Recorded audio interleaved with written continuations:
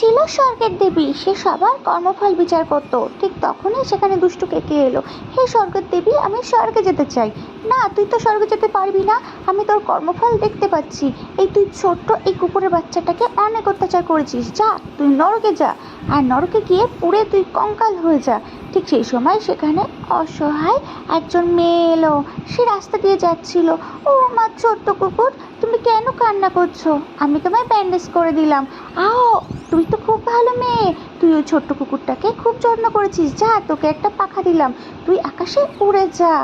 এই রিমি, তুই এইভাবে অসহায় লোকটাকে মেরেছিস, তোকে কোনোভাবে স্বর্গে যেতে দেবো না, তুই নরকেই যাবি। বন্ধুরা, তোমরা তাড়াতাড়ি ভিডিওতে লাইক করো, চ্যানেলটিকে সাবস্ক্রাইব করো, আর কমেন্টসে প্লিজ স্বর্গের দেবীকে বলো আমি তো ওইরকম কাজ করিনি।